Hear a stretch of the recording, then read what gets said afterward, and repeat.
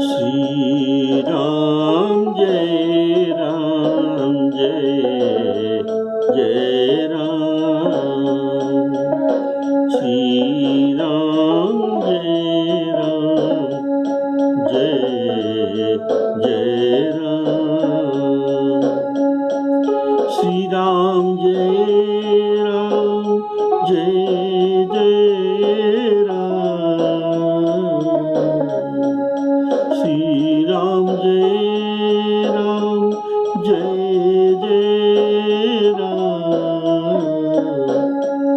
श्री राम जय राम।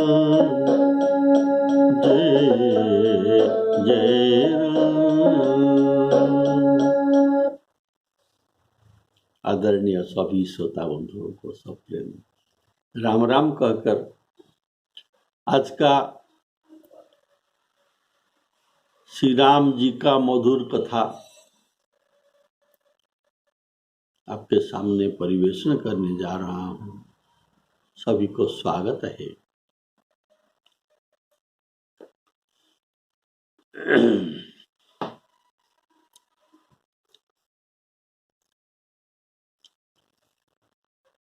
आपने सुना था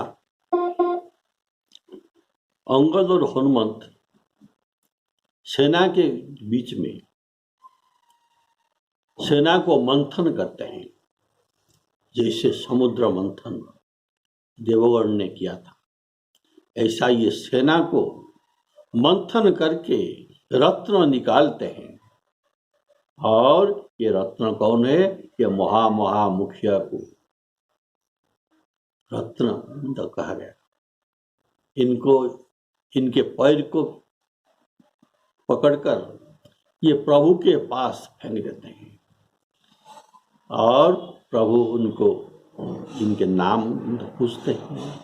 विभीषण इनका नाम बताते हैं और इनको श्री रामचंद्र जी अपने धाम में प्रेरित करते हैं। जो जोगियों को भी दुर्लभ ऐसे गति उनको देते हैं। तो ऐसा शोभा जी पा रहा है। लंका दो कपि सोहई कैसे, मथई सिंधु दुई मंदर जैसे। दो मंदर मंथन कर रहे हैं। ये दो मंदर कौन है? हनुमान जी और अंगद जी। वे दोनों सब शत्रु सेनाओं को नाश करके राम जी के पास कूद कर आते हैं। अगर शत्रु सेना ये रहते तो ये नहीं लौटते। शत्रु सेना को निःशेष करके आए, नहीं तो समझा जाता कि डर कर भाग आए। अतः भुजबल रिपुदल दलमली, भुजबल रिपुदल दलमली तो कूदे। पुनः देखी दिवस कर अंत, तो दिन भी अंत हो गया। अर्थात दिन रहते कूद कर वापिस आ जाते तो भी वे भागे हुए समझ जाते हैं। अतः दिवस कर अंत, अब रात होने आई। रात में लड़ाई बंद रहता है। अतः दिन के अंत फिरे दो अनी। उधर राक्षस सेना फिरे और इधर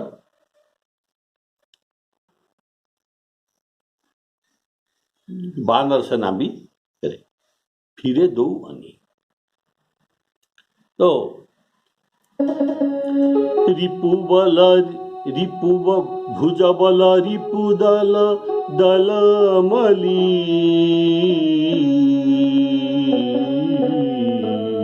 देखी दिवस कर अंत, देखी दिवस कर अंत। और शत्रु के भीतर कूद कर बाहर आने में उनको शत्रु के गढ़ से कूदकर भीतर से कूदकर बाहर आने में, ये कूदने में उनको कुछ परिश्रम भी नहीं हुआ। ये स्वाभाविक ही जो कूद कर आ गए, और इनको जो कूदने में तनिक भी परिश्रम नहीं हुआ। कूदे जुगल विगत श्रम, आए जहाँ भगवंत, आए जहाँ भगवंत। प्रभु के चरण कमलों में उन्होंने मस्तक नवाए, आकर प्रणाम किया। यह देखकर कि ये उत्तम योद्धा है, अर्थात अत्यंत सुभट जानकर वे रघुनाथ जी के मन को अच्छा लगे। श्री रामचंद्र जी ने कृपा दृष्टि से दोनों को देखा, तब ये सब जितना श्रम दिन भर हुआ था, इनका सब श्रम इन्होंने सब श्रम रहित होकर परम सुखी हो गए। श्री अंगद और हनुमान जी को गढ़ से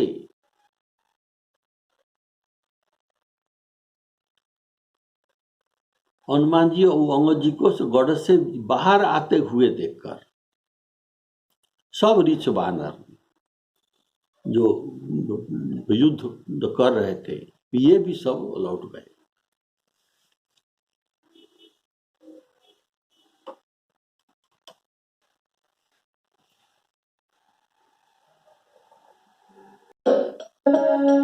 प्रभु पद शीस प्रभु पद कमल शीस तिन्ह नाई, अर्थात प्रणाम किए। देखी सुभट रघुपति मन भाई, राम कृपा करी युगल निहारी, भये विगत श्रम परम सुखारी, गए जानी अंगद हनुमाना,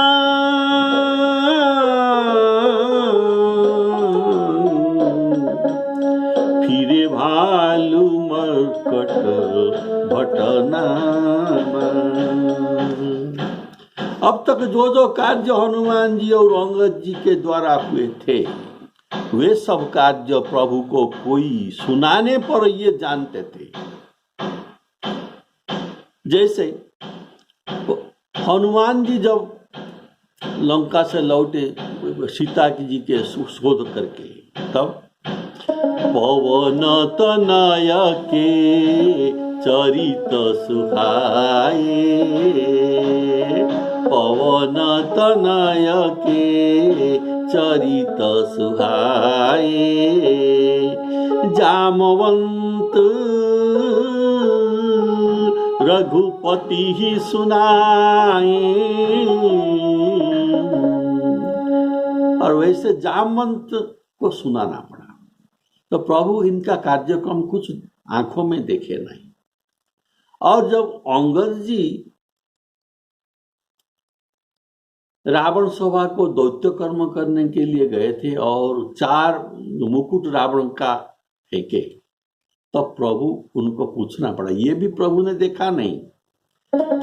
बाली तनय कौतुक अति मोही, तात सत्य कहूँ पूछहूँ तोही। तब समाचार सब अंगद जी कहते हैं, तब समाचार पुनि सब कहे गढ़ के बाली कुमार। ऐसे उनके कार्य सुनते भी आ रहे हैं। किसी का कार्य अभी तक आंखों से देखा तो नहीं था। पर आज क्या हुआ? आज युद्ध में प्रथम दिवस में प्रभु ने स्वयं निशाचर को मर्दन करने में हनुमान और अंगद का पराक्रम ये सुवर्ण पर्वत पर रहकर ये देख रहे थे। अंगदारु हनुमंत प्रवेशा कीन दुर्ग सकवदेशा। इधर जो मुख्य लोग थे उनको कहे देखो अंगद और हनुमान दोनों आज लंका दुर्ग में प्रवेश कर गए। और कहा देखो ये दोनों कॉपी कैसे मंथन कर रहे हैं लंका को। लंका दो कपि सोई कैसे मथहि सिंधु दुई मंदर जैसे। आज उनका उत्तम योद्धा के रूप में उनके पराक्रम स्वयं आंखों से देखकर और जानकर ये बड़ा प्रसन्न हुए। प्रभु पद कमल शीस तिन देखी सुभट रघुपति मन भाई। हनुमान और अंगद को इतनी दूर से मुखिया को प्रभु के पास फेंकना यह दूसरे के लिए संभव नहीं था। ये सब कार्य जो स्वयं ये अपने आंखों से प्रभु ने देखा, इसलिए इनके प्रणाम करने के बाद सब कथा पूछना था, लेकिन प्रभु ने कुछ भी नहीं पूछा। क्यों?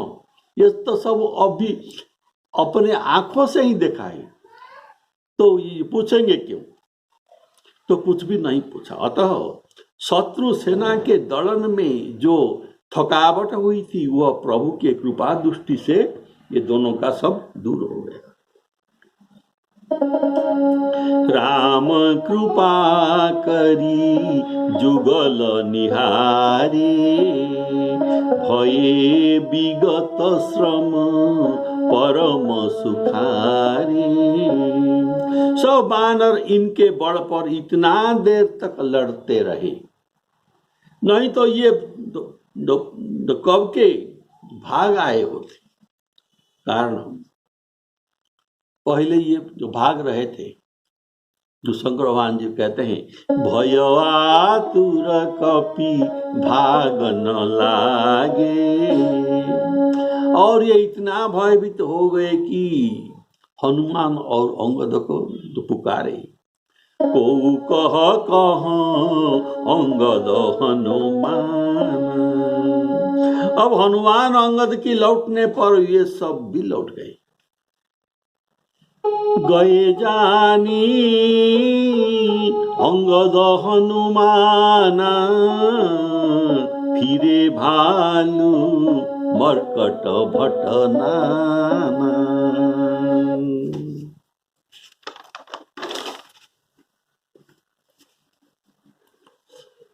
राक्षस प्रदोष का बल पाकर दशशीष का दोहाई देकर दौड़े। निशिचर सेना को देखकर बानर लौट पड़े और जहां तहां दांत कट कटाकर क्रोध से वे योद्धा फिर उड़ भिड़ गए। दोनों दल प्रबल है, ललकार कर दोनों ओर की सुबह लड़ने लगे, हार नहीं मानते। दो दल प्रबल पचारी पचारी लड़त सुभट नहीं मानहि हारी। निशिचरानी देखी कपि फिरे जहाँ तहाँ कट कटाई बट भीरे। दो दल प्रबल पचारी पचारी लड़त सुभट नहीं मानहि हारी। तो प्रदोष काल में अर्थात रात में, रात के अंधेरे में निशिचरों का बल वृद्धि होता है और बानरों से हारने पर प्रदोष को ये प्रतीक्षा कर रहे थे, कब रात आएंगे, कब प्रदोष काल आएंगे, कि वह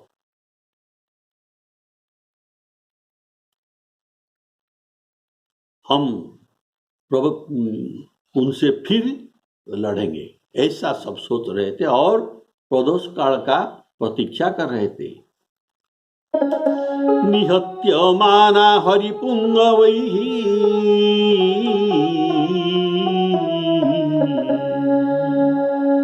तदा निशाचराः शोणितगन्धमूर्छिता पुनः सुजुज्जातरसा समासिता दिवाकरस्यातमया अभिकाङ्क्षितः। निहत्यमाना हरिपुंगवैः, हरिपुंगवैः, हरि अर्थात बानर, बानर वीरों को निहत्य वध करने के लिए दिवाकरस्याः तमया अभिकाङ्क्षिता, तमया अर्थात अंधकार को अभिकाङ्क्षिता प्रतीक्षा करते हैं। जब ये आ गया, अंधकार आ गया, तब पुनः सुजुध्या, फिर युद्ध आरंभ करने लगे। तरसा समाश्रिता दिवाकरस्या तमया अभिकाङ्क्षिता।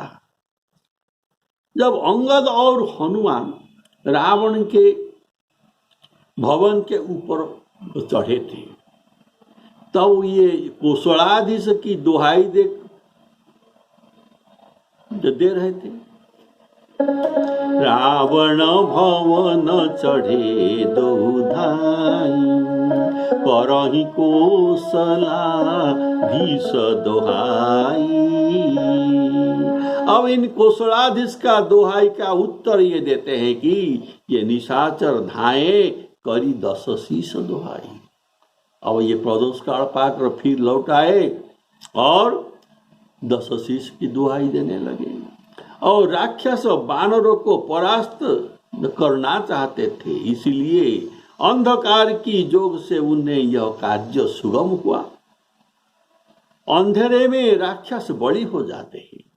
वे अंधकार के कालिमा में, अंधकार काला है और ये राक्षस भी काजल की तरह बन रहे हैं, तो ये दोनों मिल जाते हैं और बानरों को दिखाई नहीं देता। वे निशाचर समर में तो कुछ कर न सके, दिन में जो समर हुआ था कुछ कर न सके, इनका बल न चला, अतः ये अधर्मी अभी अधर्म युद्ध करने पर उद्यत हो गए। इसीलिए प्रदोष काल में जहां युद्ध करना नहीं था, बंद हो गया था, तो ये फिर लौट आए। जातु धान प्रदोष बल पाई, जातु धान प्रदोष बल पाई, धाये करी 10 शीश दोहाई।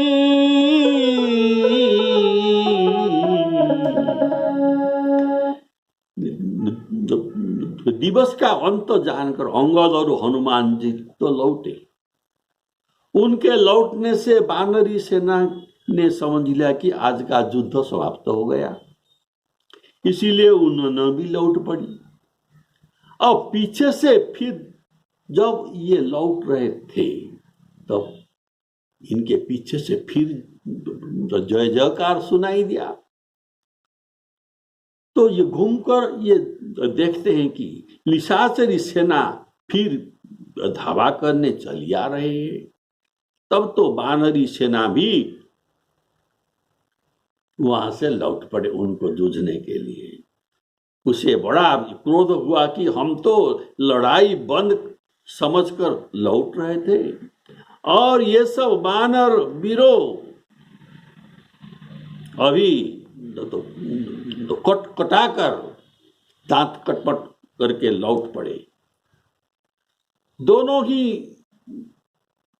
बलवान हैं, दोनों ही दल प्रबल है, और अर्थात निशाचरों प्रदोष का बल पाकर ये प्रबल है, और वानर सेना जो आज का जय पाए हुए हैं, इसीलिए ये भी जय पाकर ये प्रबल है। इसी से दोनों दल परस्पर ललकार करके लड़ते हैं। वाल्मीकि रामायण में वर्णित है, राक्षसो असीत हरये वानर असीति राक्षसा। राक्षसो असीते हरये, हरये अर्थात बंदर से, और वानर असीति राक्षसा अर्थात वानर रात के अंधकार में तो पूछते हैं क्या तुम राक्षस हो, और राक्षस भी अंधकार में ये पहचानते नहीं, ये पूछते हैं कि क्या तुम वानर हो। अनन्य समरे जघ्नो तस्मिन् तमसी दारुणे, अर्थात उस भयंकर अंधकार में, अंधकार को युद्ध में इस तरह पूछ पूछ कर परस्पर एक दूसरे से मारने लगे।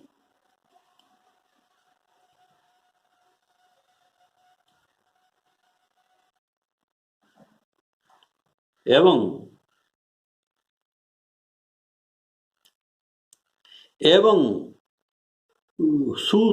तुमूलः शब्दः तस्मै सन्यः तु शुश्रुवे, अर्थात उन सेना में केवल मार काटो, यहाँ आओ, क्यों भागते हो, इस तरह का द्वंद्व युक्त शब्द ये सुनाई पड़ता है। दौदल प्रबल पचारी पचारी, लरत सुभट नहीं मानही हारी। सब निशाचर महावीर और काले हैं, तथा ये वानर भारी भारी शरीर वाले हैं, भारी भारी शरीर, एवं अनेक रंग के भी हैं, वानर अनेक रंग के भी हैं। दोनों ही दल बलवान है तथा योद्धा बराबर बल वाले हैं। वे क्रोध करके लड़ते हैं। वानर और निशाचर दोनों तो परस्पर लड़ते हुए ऐसे मालूम होते हैं कि मानो वर्षा और शरद के बहुत से मेघ, वर्षा काल के मेघ और शरद ऋतु के मेघ, ये दोनों मेघ देखने में अलग अलग है। ये बात आप सुनेंगे, इसलिए कहते हैं शरद के मेघ और वर्षा काल के मेघ ये पवन द्वारा प्रेरित होकर लड़ रहे हैं, ऐसे रूप दिया गया है।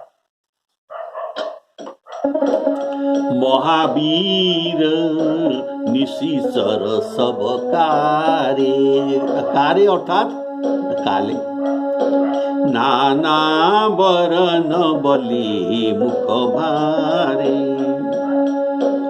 सबल जुगल दल समबल जोधा, कौतुक करत लरत करी क्रोधा, प्रावित शरद पयोद, शरद पयोद, पयोद अर्थात मेघ, शरदकालीन मेघ, प्रावित शरद पयोद घनेरे, लरत मनहु मारुत के प्रेरे।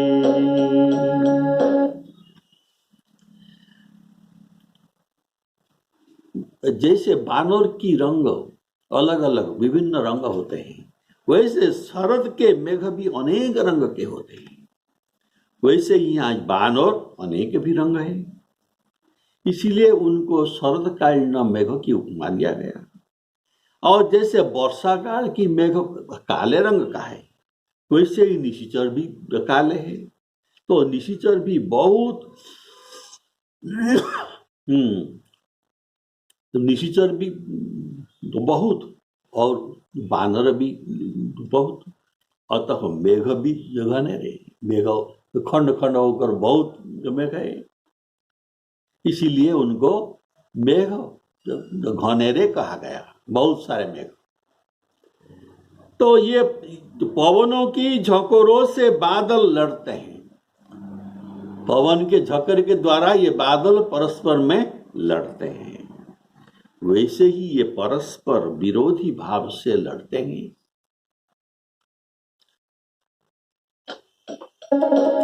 प्रावित शरद पयद घनेरे, प्रावित शरद पयद घनेरे, लरत मनहु मारुत के प्रेरे,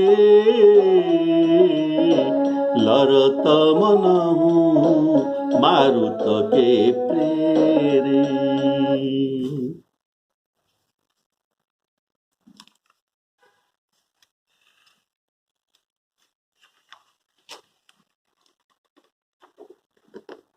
बोलिए सियावर रामचंद्र की जय। राक्षसों के सेनापतियों का नाम अनिप, अकंपन और अतिका, ये तीनों सेनापति वहां थे। इन वीरों ने अपनी सेना का उखड़ते हुए देखकर तो प्रदोष काल में भी ये जीत न सके, इसीलिए ये उखड़ते हुए देखकर ये तीनों सेनापतियां ये माया युद्ध शुरू कर दिए। तब ये माया युद्ध के शुरू करने से तब पल भर में अत्यंत अंधेरा हो गया, अत्यंत अंधेरा। पहले तो अंधेरा था, अभी अत्यंत अंधेरा हो गया। खून वर्षा होने लगा, पत्थर वर्षा होने लगा, राख वर्षा होने लगा। ऐसे खून, पत्थर और राख का वृष्टि होने लगी। 10 दिशाओं, ऊपर नीचे पूर्व पश्चिम 4 कोना, ये सब मिलकर 10 दिशाएं। ये 10 दिशा में जहां देखो घोर अंधकार देखकर कपी दल में खलबली मच गई। एक को एक नहीं देख सकते, इसलिए जहां तहां पुकार कर रहे हैं। अनिप कंपन अरु अति काया, विचलत सेन किन इन माया, भयउ निमिषमः अति अंधियारा,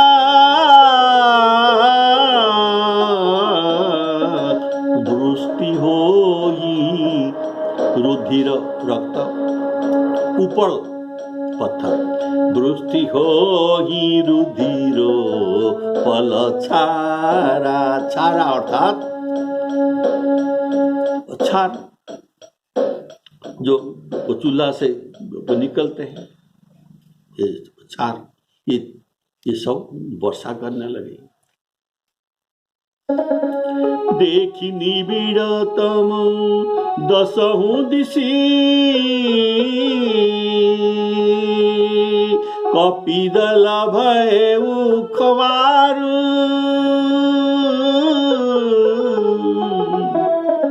एक न देखहि, एक न देखहि, जहाँ तहाँ करही पुकार।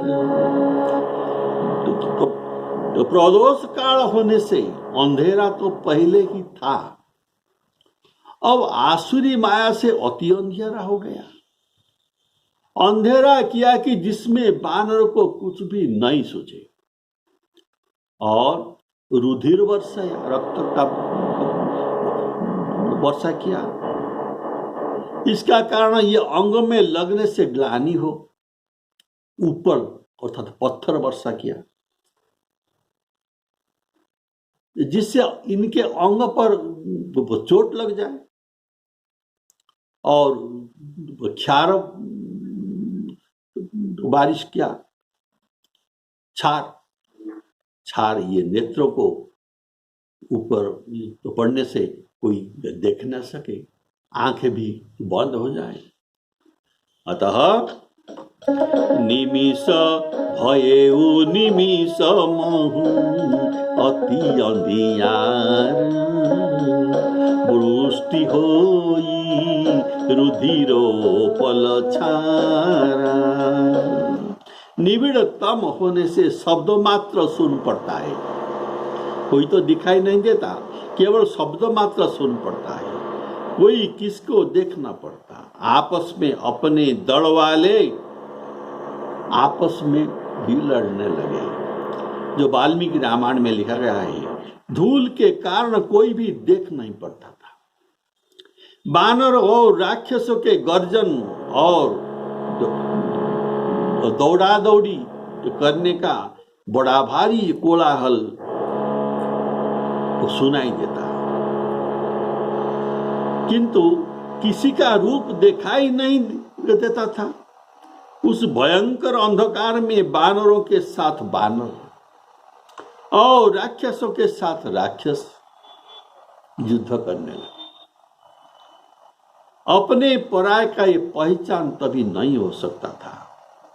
श्रूयते तुमुल युद्धे न रूपाणी चकाशिरे, किसी का रूप देखा नहीं जा रहा था। हरिनेव वो सुमंगरुष्टा हरयो जघ्नु आहोवे, हरिनेव वो सुमरुष्टा हरयो जघ्नु आहोवे। बानर बानर से लड़ते हैं, राक्षसा राक्षसांग निजघ्न तिमिरे तदा, राक्षस राक्षस के साथ भी लड़ रहे थे। देखी निबिड़तम दशहु दिशि, कपिदल भये उखभार, एक न देखही जात करही पुकार। ऐसा युद्ध चल रहा है। तब ये सब मर्म अंतर्यामी रघुनाथ जी को पता चल गया। तब अंगद और हनुमान जी को बुला लिया। आओ आओ अंगद हनुमान, देखो इधर क्या हो रहा है।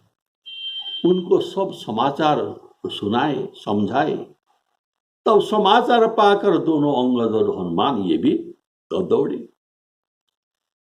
फिर कृपाणु श्री रामचंद्र जी हंसकर धनुष चढ़ाते हैं और शीघ्र ही शीघ्र एक अग्निबाण को चलाया। कौन सा बाण? अग्निबाण को चलाया, जिससे उजाला हो जाए, अंधेरा कहीं न रह जाए, इसलिए अग्निबाण चलाए। अग्निबाण चलाने से अंधेरा तनिक भी नहीं रह जाता। जैसे ज्ञान के उदय होने पर संदेह नहीं रहता, संदेह जाते रहते हैं। सकल मरम रघुनायक जान, लिए बोली अंगद हनुमान, समाचार सब कही समुझाए, सुनत कोपी कपि कुंजर धाई, पुनि कृपालु हंसी चाप चढ़ावा, पावक सायक अग्निबाण, पावक सायक सपदी चलावा, भयउ प्रकाश कतहु तम नाही,